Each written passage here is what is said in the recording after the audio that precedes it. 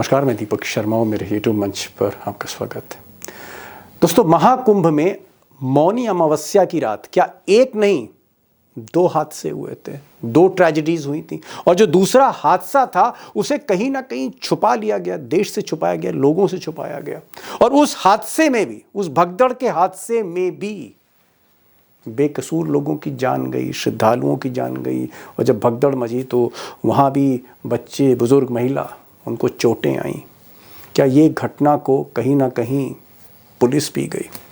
अब दबी जुबान में इसकी चर्चा उसी रात से, या बल्कि यूं कहूँ उस सुबह से ही थी कि एक हादसा और हुआ है। और मैं दाद देता हूं इस रिपोर्टर का, जाबाज रिपोर्टर का, Abhinav Pandey, Lallantop India Today group के रिपोर्टर।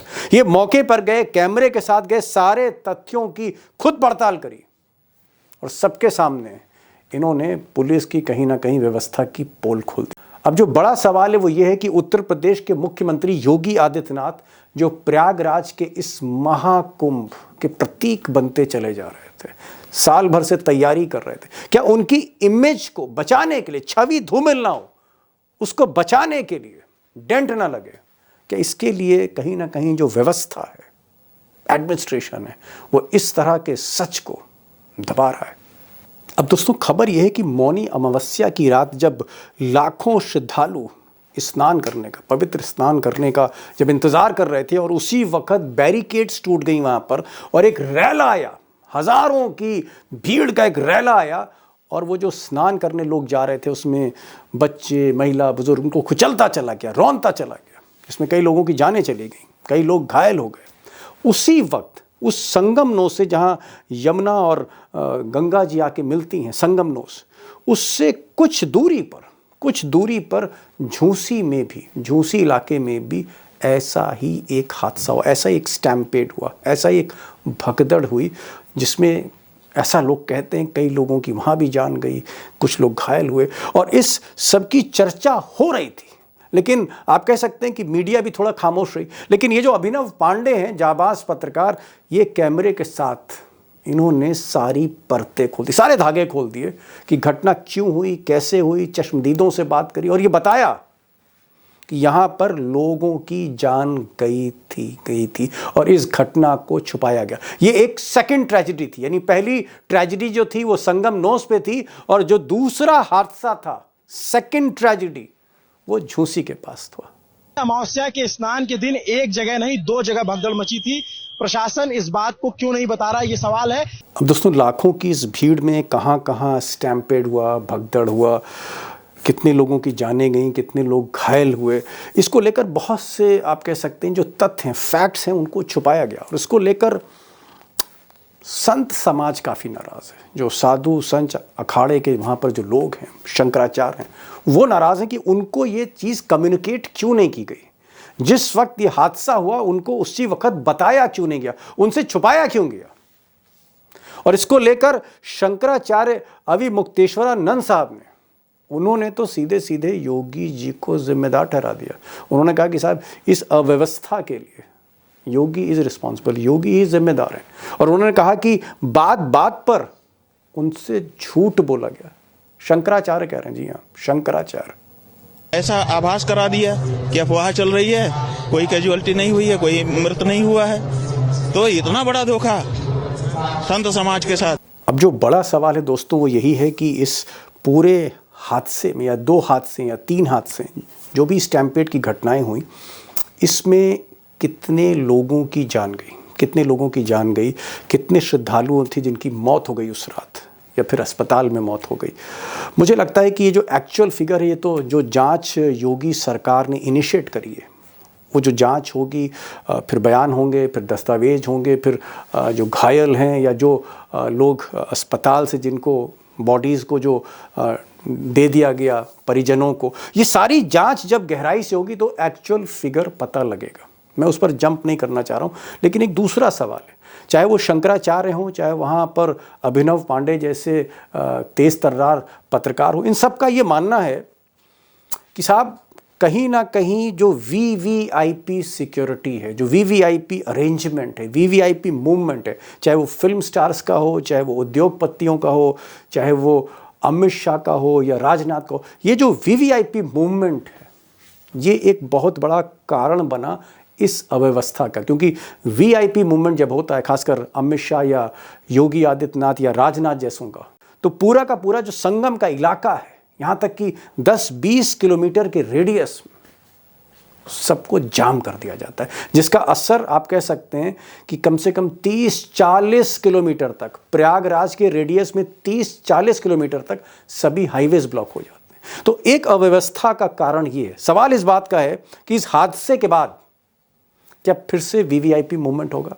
हालांकि योगी जी ने मना कर दिया है कि अब कोई वीआईपी मूवमेंट नहीं होगा, लेकिन यहाँ पर बड़ा सवाल है, 5 तारीख को जिस दिन दिल्ली में वोटिंग हो रही है दिल्ली विधानसभा की, क्या 5 तारीख को मिस्टर मोदी, नरेंद्र मोदी 5 तारीख को कुंभ जाएंगे, स्नान करेंगे और लाइव टेलीकास्ट होगा जिस वक्त दिल्ली में वोटिंग हो रही है? तो क्या मोदी 5 तारीख को स्नान करने जाएंगे, या फिर ये जितना भी हादसे हुए हैं, अव्यवस्था है, जो कारण सामने आ रहे हैं, उसके चलते वो अपनी इस विजिट को डिले कर देंगे? खासकर 10-15 दिन के बाद जब धीरे धीरे भीड़ कम होने लगेगी, क्योंकि 2-3 तिथियां और हैं पवित्र स्नान की, उसके बाद धीरे धीरे भीड़ छटने लगेगी। क्या भीड़ छटने के बाद प्रधानमंत्री जाएंगे, राष्ट्रपति जाएंगे, या मोदी जी ने तय कर लिया है कि 5 ही तारीख को जाना है? सवाल ये भी बहुत बड़ा है। अब दोस्तों, आज मैंने 3 खास मेहमानों को बुलाया, जिसमें एक खास मेहमान है जो इलाहाबाद प्रयागराज के कॉरपोरेटर हैं, पार्षद हैं, उसी इलाके से आते हैं जहाँ पर ये संगम मेले का आयोजन हो रहा है। कर्नलगंज के बगल में संगम है। वो बहुत कुछ बताने जा रहे हैं, खुलकर बोलेंगे, निर्दल हैं, किसी पार्टी से उनका आप कह सकते हैं कोई जुड़ाव नहीं है। पिछले 40 वर्षों से ये जो कॉरपोरेटर हैं ये कुंभ जैसे आयोजन, बड़े आयोजन की व्यवस्था में शामिल हैं, लेकिन इस बार इनको व्यवस्था में नहीं लिया गया। ना सिर्फ उनको, जो लोकल प्रयागराज के लोग हैं, सिविल डिफेंस के, कॉरपोरेटर, म्युनिसिपैलिटी के, जो चप्पे चप्पे से वाकिफ हैं कि कौन सड़क किधर जाएगी, कौन गली किधर मुड़ेगी, उनको व्यवस्था में शामिल नहीं किया गया। और ज़्यादातर जो व्यवस्था थी वो उन पुलिस वालों के हाथ में थी, उन सिक्योरिटी पर्सनल्स के हाथ में थी जो कहीं झांसी से, बुंदेलखंड से, मेरठ से, गोरखपुर से, दूर दराज के इलाकों से आए, अपरिचित थे। बहुत कुछ वो बताएंगे, उनको समझने की कोशिश करिए, क्योंकि ये जो अव्यवस्था है, जो हादसा हुआ, उसकी जड़ में जाना ज़रूरी है। हमारे साथ सुशील दुबे साहब पत्रकार होंगे जो आपको ये बताएंगे कि भाई ये जो संख्या है 30 की और ज़्यादा हो सकती है। और उमाकांत जी से मैं मोदी और योगी पे कुछ पूछूंगा, आखिर तक सुनिएगा। सुशील दुबे जी, आपसे मेरा जो सवाल है वो ये है कि ये जो संख्या आ रही 30 की, और मैं चाहता हूँ 30 ही रहे, मेरी बिल्कुल भी मतलब अंदर से, दिल से मैं कह रहा हूँ कि सिर्फ 30 हो, ये संख्या 40 ना हो, ये 50 ना हो। कुछ चैनल कह रहे हैं 50 से ज्यादा है, लेकिन एक दिल में थोड़ा सा डर भी है कि ऐसा तो नहीं है कि बहुत बेचारे बेकसूर लोग हैं, उनकी जानें चली गई जिसका कोई हिसाब किताब नहीं। क्या आपको लगता है इस तरह की खबरें हैं? मैं कोई एग्जैक्ट फिगर आपसे नहीं चाह रहा हूं कि आप मुझे बताइए 50 है, 35 है, लेकिन क्या आपको इस तरह की इनपुट मिल रही है कि ये जो संख्या है मरने वालों की, ये 30 से भी ज्यादा हो सकती है? दीपक भाई, सच बात तो ये है कि अंतिम फिगर ये नहीं है 30। सब जानते हैं इस बात को। अभी कोई पता, अभी मैंने देखा है दूसरी साइड जो सेक्टर 21 में जितने कल उसी दिन भगदड़ हुई है, और सब जगह मिला के अभी एक जगह से 12 ट्राली, बड़ी ट्राली जिसमें जो बालू मोरंग आती है 60 फीट होती है, तिगनी भरी हुई ट्राली जा चुकी है, क्योंकि वो सफाई कर्मचारी को बस कर नहीं रह गया है। अब तो मलबा, जूता, चप्पल, उसके अंदर क्या छुपा है, क्या पड़ा, वो तो बाकायदा लोडर से उठ के जा रहा है, सफाई हो रही है। अब जहां पर लोडर से उठ के सफाई हो रही हो तो वहां सवाल तो उठेंगे। और फिर दूसरी बात, ये 30 तो नहीं है, तो 30 तो बिल्कुल नहीं, और मैं भी नहीं कर पाऊंगा 31 है और 100 है, 200 है, 150, 250, अपनी अपनी बात है, लेकिन 30 तो नहीं है, क्योंकि मेरे पास वो प्रमाण है, वो है कि 30 नहीं मान रहा मैं, 30 तो है ही नहीं ना। सुशील दुबे कह रहे हैं कि ये जो संख्या है, ये जिसमें 30 बताई जा रही है, और बहुत देर बाद, घटना के बहुत देर बाद ये बताया गया कि कितने श्रद्धालु हैं जिनकी मौत हो गई, कितने घायल हैं, कितने अस्पताल में सीरियस कंडीशन में। ये फिगर बहुत देर में दी गई। सुशील दुबे सीनियर जर्नलिस्ट हैं, इनका कहना है इनके पास जो इनपुट है ये 30 से ज्यादा हो सकती। मैंने खुद इनसे मना किया कि मैं किसी भी नंबर गेम में नहीं जाना चाहता, सिर्फ ये एक दिल में एक थोड़ा सा एक आशंका है कि कहीं जो बेकसूर लोग हैं उनकी संख्या ज्यादा ना हो और जिसको छुपाया जा रहा हो। मैं जरा सीधे सभासद हैं, कॉर्पोरेटर हैं हमारे साथ, घड़ियाल साहब हैं, इंडिपेंडेंट कॉर्पोरेटर है इलाहाबाद के, 40 वर्षों से इलाहाबाद में ये कुंभ मेले और इस तरह के आयोजन देख रहे हैं। घड़ियाल साहब ये बताइए कि कुंभ मेले में इतना जबरदस्त अरेंजमेंट, हर जगह सीसीटीवी लगा हुआ है, इतने आपके ड्रोन कैमरे चल रहे हैं, ऊपर ड्रोन है, नीचे ड्रोन है, दाएं ड्रोन है, सारा का सारा आप पूरा माहौल देख रहे हो ड्रोन से। ड्रोन होने के बाद, सीसीटीवी फुटेज होने के बाद, चप्पे चप्पे पे सिपाही के बाद बैरिकेड टूट जाती है, उसके बाद भगदड़ मच जाती है, कोई वहां पर है नहीं। और यही नहीं, एक दूसरी भगदड़ भी मचती है वहां से थोड़ी दूर पर, और दूसरी भगदड़ को पूरी तरह से पुलिस जो है हजम कर लेती है, कुछ बताया नहीं जाता है। मैं ये कह रहा हूं कि ये अव्यवस्था हुई कैसे? भाई आप 40 साल से वहां लगे हैं, ये भगदड़ जो मची, बैरिकेड टूटी, तो क्या ये ड्रोन काम नहीं किए, सीसीटीवी फुटेज ने काम नहीं किया, सीसीटीवी कैमरे बंद थे उस वक्त, ये एसएसपी कहीं घर में सो रहा था, क्या था? जी। मैं कर्नलगंज क्षेत्र से पार्षद हूं और मेरा एरिया जो है वो संगम को मिलाने वाला एक बीच का रास्ता है, जो आपके बनारस और जौनपुर वगैरह से लोग आते हैं, इधर के लोग, कलकत्ता के लोग भी आते हैं, तो वो रास्ता है। ये लोकल जो जितने भी लोग आए हुए हैं वो ज़्यादातर बाहर के लोग आए हैं। बैरिकेटिंग वगैरह या जो भी काम हुआ है, पूर्व में ऐसा होता था कि जो भी जनप्रतिनिधि है उसका इन्वॉल्वमेंट प्रॉपर होता था, उसकी राय ली जाती थी, उससे पूरी बातें पूछी जाती थी, उसका इन्वॉल्वमेंट होता था, वो भी एक वॉलंटियर की तरह काम करता था। यहाँ सिस्टम बताया गया कि एआई सिस्टम है, इससे हम ये करेंगे वो करेंगे। सिंपल सी चीज़ है, अगर कोई आदमी कार से सफ़र करता है तो अपने गूगल मैप में देखता है, उसमें अगर भीड़ होती है तो दिखाई देती है। जब इन्होंने एआई मैपिंग करी और इस तरह का कोई कार्यक्रम करा तो इनको भीड़ तो दिखाई दी होगी, तो इनको तो बीच में ब्रेक करना चाहिए था अगर है। जब गूगल का रास्ता दिखाता है लाल लाल की यहाँ ट्रैफिक ज़्यादा है तो वहाँ रोका जा सकता है। तो वो चीज़ें ये थोड़ा हास्यप्रद लगती हैं कि इतनी बड़ी घटनाएं, इतना सिस्टम होने के बाद, इतना अनाउंसमेंट होने के बाद कि हमने एआई मैपिंग कर ली है। हास्यप्रद ये भी है कि जो सरकार ने बड़ी बड़ी अच्छी व्यवस्थाएं करी हैं, एयरपोर्ट से लिंक मार्ग बनाया है, हमारा स्टील ब्रिज है वगैरह वगैरह, जो इतनी सारी वो चीज़ें बनाई हैं बहुत अच्छी, उनकी गूगल मैपिंग प्रॉपर नहीं हुई। इसमें कौन इन्वॉल्व है, किसकी ज़रूरत थी, क्या था, ये तो भगवान जाने क्या हुआ। हादसा बड़ा दुखद है। और इतनी, क्या आप इस मेले से जुड़े थे? क्योंकि आप तो 40 साल से जुड़े हुए हैं। इस बार योगी जी ने या योगी जी की हैं, हम लोग कोई नेता नहीं है, हम लोगों का कोई इन्वॉल्वमेंट ऐसा नहीं होता कि कोई पॉलिसी हो उसमें हमसे राय ली जाए, जैसे स्मार्ट। नहीं, आप साहब वहाँ कॉर्पोरेटर हैं तो हम अपने, अरे आपका इलाका पूरा संगम से जुड़ा हुआ, इसलिए मैं पूछ रहा हूँ कि आपसे राय शुमारी नहीं ली, आपसे पूछा नहीं कि घड़ियाल साहब बताइए। हमारे यहाँ जो बैरिकेटिंग हुई है, हमारे मोहल्ले को अलग कर दिया गया है, जगह जगह हम लोगों से पूछे बिना बैरिकेटिंग हो गई है, राय नहीं ली गई कि क्या करना चाहिए, क्या अच्छा होगा क्या नहीं। लोगों को जबरदस्ती घूम फिर के लोगों को जाना पड़ रहा है। तो जब हम लोगों का इन्वॉल्वमेंट नहीं है, हमारे ऐसे जितने जनप्रतिनिधि हैं, चाहे वो सिविल डिफेंस के लोग हों, उनसे पूर्व में पहले पूछा जाता था, मीटिंग होती थी, उनका इन्वॉल्वमेंट होता था, उनसे राय ली जाती थी। नहीं, आप कह रहे हैं, एक मिनट घड़ियाल साहब, मैं, क्योंकि आप देखिए कॉर्पोरेटर हैं, संगम के ही कॉर्पोरेटर हैं, कर्नलगंज के, जो भी बोल रहे हैं सच ही बोल रहे होंगे आप कह रहे हैं कॉर्पोरेटर्स, मतलब जो म्यूनिसिपैलिटी जो देखते हैं, कॉर्पोरेशन, वो लोग उसमें इन्वॉल्व नहीं है। आप कह रहे हैं जो सिविल डिफेंस, जो बैकबोन है इस तरह की कानून व्यवस्था की शहर की, आप कह रहे हैं सिविल डिफेंस वालों को जो है राय नहीं ली गई।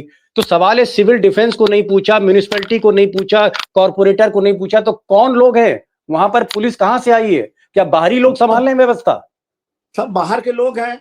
और पहले ये होता था सेल्फ, नहीं, कौन बाहर के लोग हैं? जो सुरक्षा बल हैं, पुलिस वाले अधिकारी जो ड्यूटी में हैं, ऑन ड्यूटी में जो लोग हैं वो ज्यादातर बाहर के लोग हैं। पहले जो व्यवस्था होती थी, वो स्पॉट पे जो आदमी इन्वॉल्व है वो आदमी सेल्फ डिसीजन लेता था कि यहाँ पे भीड़ ज्यादा हो गई तो रोक दो, खाली हो गया है रास्ता तो जाने दो। यहाँ पे वो एआई सिस्टम से एक ट्रेनी आईपीएस वहाँ कंट्रोल रूम में बैठ के वो गाइड करता है कि क्राउड हो गया उसे जाने दो, क्राउड नहीं हुआ उसे रोक दो। जब वो, अगर वो वहाँ पे कंट्रोल रूम में देख रहा है तो जिस जगह पे ये हादसा हुआ है तो उस कंट्रोल रूम में उस आदमी को वो भी दिखाई होगी इतनी खोपड़ी हो गई है, तो इतनी खोपड़ी हो गई तो आगे से बैरिकेड कर दो, रोक दो रास्ता। वो नहीं हो पाया, तभी ये हादसा हुआ। अगर ये चीजें हुई होती तो ये चीजें ना हो पाती। आपका ये कहना है कि लोकल लोग जो थे उनकी मदद नहीं ली गई, ज्यादातर बाहरी लोग थे, बाहरी पुलिस वाले थे, ट्रेनी पुलिस ऑफिसर्स वहां पर आर्टिफिशियल इंटेलिजेंस के जरिए, सीसीटीवी के जरिए क्राउड कंट्रोल कर रहे थे, स्पॉट पर डिसीजन लेने वाले लोग नहीं थे।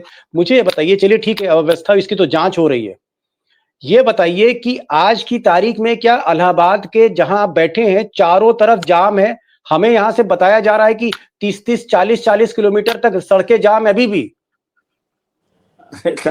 वो तो आके देखिए क्या चीजें हैं। अब थोड़ा सा रास्ता खुला है और लोगों का पैदल ही आवागमन हो रहा है और लोगों को 30-30 किलोमीटर जाना पड़ रहा है। पहले ये जो अनाउंसमेंट हुआ था 30 किलोमीटर मिनिमम, एवरेज मिनिमम। कहीं पे भी जहां पे भी इन्होंने, जैसे बेला कछार है, बेला कछार से जो लखनऊ से लोग आ रहे हैं या कहीं घूम के आ रहे हैं, दिल्ली से भी आ रहे हैं, बेला कछार जो स्टील ब्रिज बनाया उन्होंने, बहुत बढ़िया चीज बनाई। एयरपोर्ट से रास्ता बनाया, बहुत बढ़िया बनाया। वहां से जो आदमी आ रहा है, वीआईपी है वो, तो उसके लिए पास है अखाड़े में जाने के लिए, उसके पास वीवीआईपी पास है। उनसे वो बोलते हैं अंग्रेजी में कि टोल पॉइंट से अंत तक पहुंचाने के लिए वो व्यवस्था है। मगर जो आम जनता है, आम जनता तो पैदल ही जाएगी। उसके लिए पहले हमारी सरकार ने अनाउंसमेंट करा था कि हम ई रिक्शा देंगे, या जिस तरह एम्स में है इलेक्ट्रिक रिक्शा है जिसमें 20-20, 30-30 लोग आते हैं, हम अपने बस के उस पॉइंट से उन लोगों को इलेक्ट्रिक बसों के थ्रू पहुंचाएंगे। वो सब चीजें शून्य रही। लोग अपने 80-80 साल के बाप को लेके जा रहे हैं, कंधे में बैठा के, पैदल लेके। उधर से हूटर में फिल्म स्टार जा रहा है, दो उसके साथ वो लगी हुई हैं जो गाड़ियां होती हैं हूटर वाली, उनके साथ वो जा रहा है। तो देखेगा तो उसे आक्रोश होगा कि नहीं होगा कि हम तो अपने बाप को लेके आए हैं, वो तो हम पैदल लेके जा रहे हैं जिसके लिए आवश्यकता है और सरकार को वो व्यवस्था करनी चाहिए। उसकी जगह से वो फिल्म स्टार या कोई भी सेलिब्रिटीज है, वो जा रही है, कार में जा रही है, एयरपोर्ट से चली है, वहां तक उसे हूटर बजाते हुए भीड़ के बीच में से जा रहा है। तो उससे लोग बहुत आक्रोशित हैं। ये वीआईपी कल्चर जो इन्होंने करा, इसमें एक चीज और बड़ा आक्रोश है। मैं थोड़ा पॉलिटिकल सवाल उमाकांत जी करना चाह रहा हूं, और राजनीतिक सवाल इसलिए करना चाह रहा हूं क्योंकि ये सारा का सारा महाकुंभ को पिछले साल भर से योगी जी शोकेस कर रहे थे, योगी जी के साथ पूरी तरह से ये महाकुंभ जुड़ गया था। क्या आपको लगता है कि योगी जी जो प्रोजेक्शन चाहते थे इस महाकुंभ से, एक इमेज पे उनके डेंट लगी है? क्योंकि ये जो हादसा हुआ उसके बाद जो बदनामी हुई, जो अव्यवस्था है, क्या योगी जी को एक डेंट लगा है योगी की इमेज पर? देखिए दीपक जी, मैं एक बात बता दूं कि कुंभ आज तक भी हुए हैं और मैं ऋषिकेश हरिद्वार के कुंभ को बचपन से देखता रहा हूं। मैं जितना प्रचार मैंने इस बार देखा कि मोदी जी और योगी जी का प्रचार जगह जगह, एयरपोर्ट से लेकर के और मेट्रो के स्टेशन और रेलवे स्टेशन, कोई देश का कोई स्टेशन एयरपोर्ट छूटा हुआ नहीं है। मुझे ऐसा लगता है कि राजनीतिक नेताओं को इस तरह के धार्मिक आयोजनों से दूरी बना के रखनी चाहिए और उसका खामियाजा, क्योंकि आप क्रेडिट लेने की कोशिश कर रहे थे, तो उसमें जो उसके दुष्परिणाम होंगे या जो दुर्घटना होगी, तो निश्चित रूप से उस दुर्घटना के दुष्परिणामों का भी छींटा आपके ऊपर जाते हैं।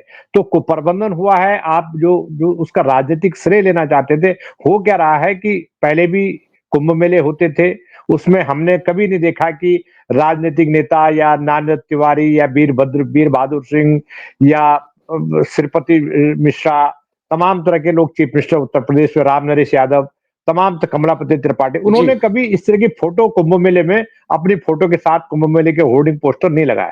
अब क्या हो गया है कि धर्म और धार्मिक स्थलों, धार्मिक जो अवसर हैं, जो आयोजन है, उनमें जब कॉकटेल हो रहा है तो उनका भी, तो मुझे लग रहा है कि ये योगी जी के प्रशासन की पूरी तरह विफलता है। इसमें मोदी जी की जो इमेज है उस पर भी असर पड़ा है। और मोदी जी तो 5 तारीख को वहां पर स्नान करने वाले थे। और मैंने कल भी अपील की है कि, और कई लोगों ने अपील की है उनसे कि आप इस तरह की कोशिशें बंद कर दें, राजनीतिक लोगों के लिए वो पर्यटन करना बंद कर दें वहां इस तरह के आयोजनों में, और उसको धार्मिक आस्था का आयोजन ही रहने दें। और जैसे ही आप उसको राजनीतिक उसमें मिलाओगे, राजनीतिक प्रचार का उसको साधन बनाओगे, तो निश्चित रूप से उसके दुष्परिणाम होंगे। और आप ये नहीं कह सकते कि जब राजनीतिक श्रेय लेने की बात होती थी तो ये नहीं कह सकते नहीं नहीं नहीं, हम तो राजनीति में हमारा क्या काम है, वो धार्मिक है, एक मिनट क्योंकि आप उमाकांत धर्म जी, और राजनीति का कॉकटेल है जी। जैसे जी मोदी जी 5 तारीख को आ रहे हैं, उसके बाद एक आध तिथि और है शायद, मतलब 5, 10, 15 दिन, 15 फरवरी के बाद जो है ज्यादातर साधु संत लौट जाएंगे, क्योंकि जो मुख्य स्नान है वो तिथियां निकल जाएंगी। क्या 15 दिन के बाद मोदी जी नहीं आ सकते हैं? मोदी जी तो तब भी आ नहीं, सकते हैं। क्या आपको लगता है कि क्यों मोदी जी अपने अपने इस पूरे उसको डिले करेंगे प्रोग्राम को?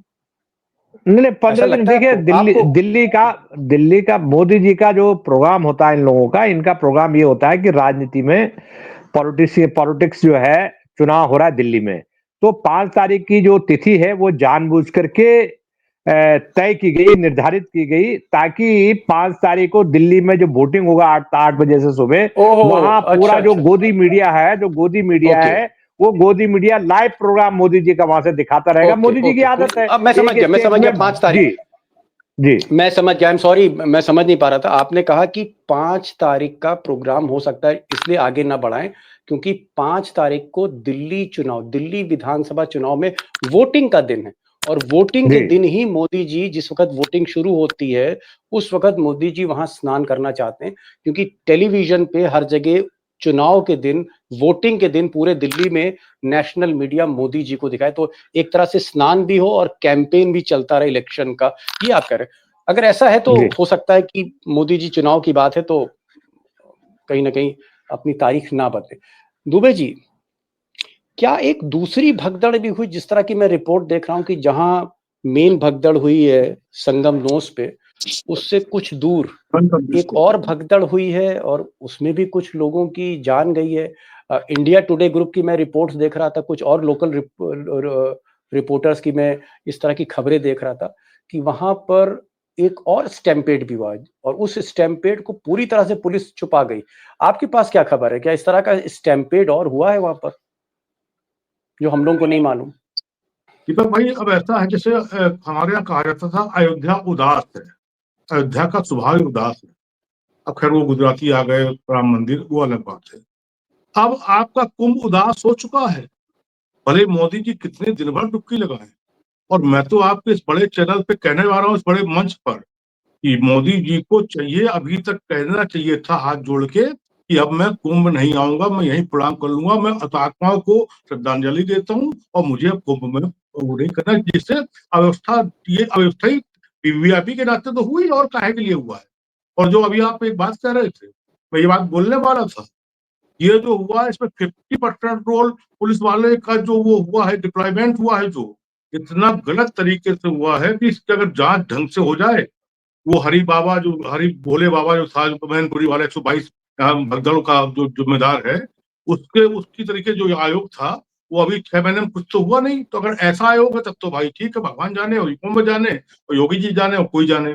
लेकिन अगर ढंग से हो गया, यहाँ दिल पे हाथ रख के हो गया, श्रद्धांजलि के रूप में हो गया, जो हुतात्मा है जो आगे होंगी या जो भी, जी तो ये वो नजारे सामने आएंगे कि हिंदुस्तान देखेगा दीपक भाई, वह देखेगा। और दीपक भाई, ये दिल्ली और यहाँ का जो औरे की लड़ाई है ना, मैं बहुत बड़ी बात कहने जा रहा हूँ आपसे, माफ कीजिएगा, जी लखेरा साहब बैठे हैं।